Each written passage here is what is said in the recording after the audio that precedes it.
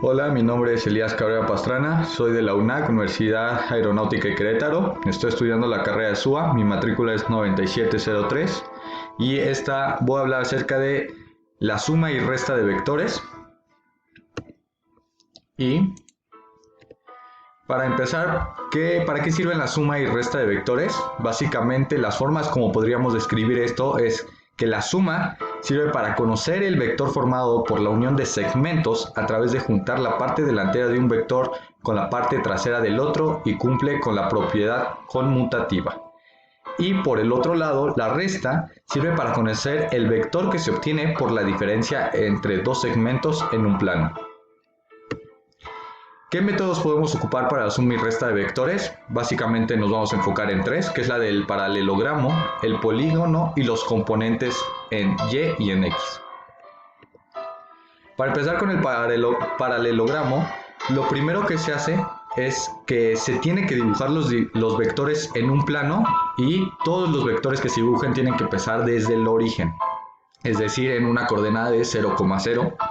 Y después vamos a buscar la diagonal que se forme entre los vectores que dibujemos y esta va a ser la que conoceremos como el vector resultante.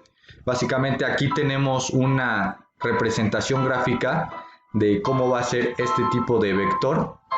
Se dibuja el vector A y el B y el resultante va a ser la suma de los vectores y se va a hacer gracias a la fórmula que tenemos aquí abajo. Aquí tenemos un ejemplo donde tenemos un vector diagonal con una magnitud de 50 y un vector horizontal con una magnitud de 30 y estos tienen un ángulo de 45 grados. Entonces, ¿qué es lo que hacemos?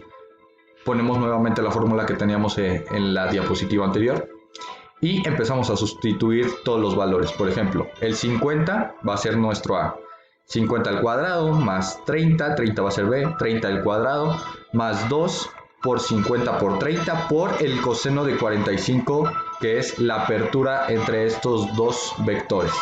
Si hacemos las operaciones correspondientes, podemos obtener que la magnitud del vector resultante es de 74.31.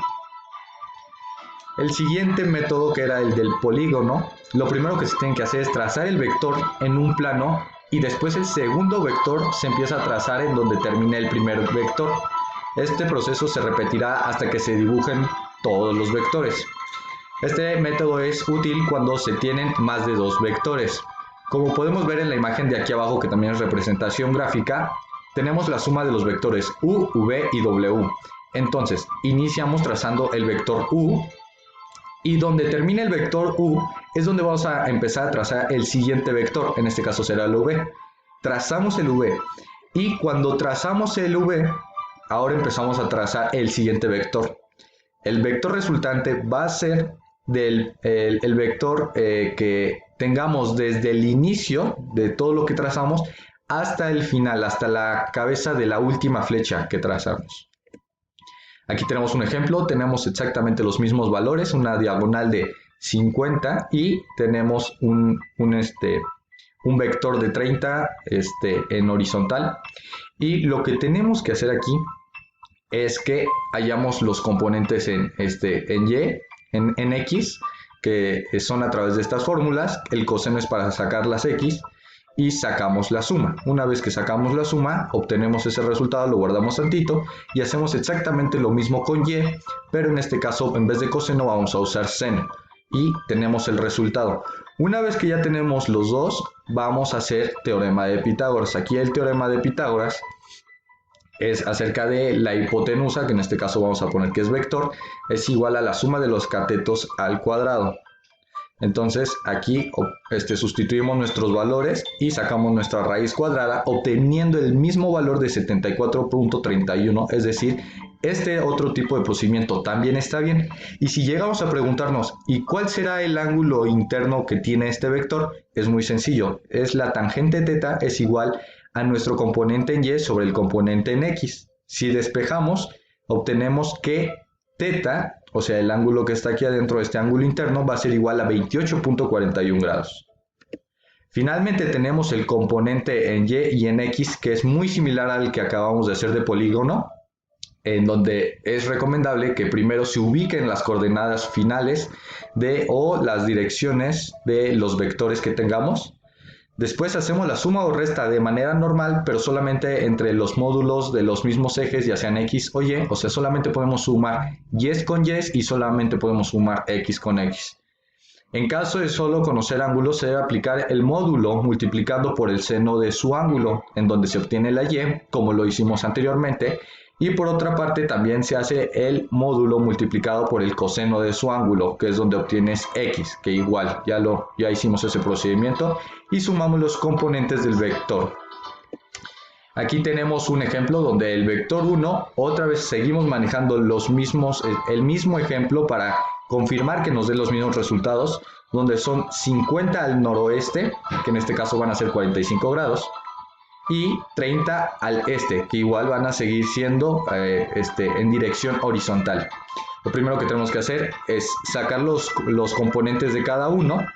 En este caso será 50 coseno de 45, nos da este resultado. Y este es para X y este es para Y del vector 1. Después hacemos los mismos procedimientos con el vector 2.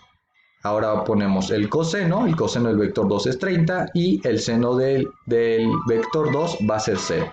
Entonces, ahora lo que vamos a hacer va a ser sumar este valor con este valor que se encuentra en esta parte de aquí arriba y vamos a sumar este valor de acá con este valor, que es la segunda parte.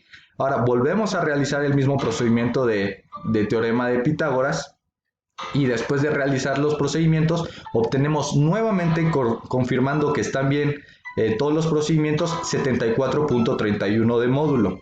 Y si nuevamente nos vuelven a preguntar cuál es el ángulo de los resultados del vector resultante, hacemos exactamente lo mismo. Tangente de θ es igual a Y sobre X, que son los componentes de nuestro vector resultante. Sustituimos valores y una vez que ya realizamos los procedimientos correspondientes, obtenemos que 28.41 grados va a ser el ángulo que va a tener nuestro vector resultante. Finalmente aquí tenemos nuestras referencias, de donde sacamos toda la información. Muchas gracias.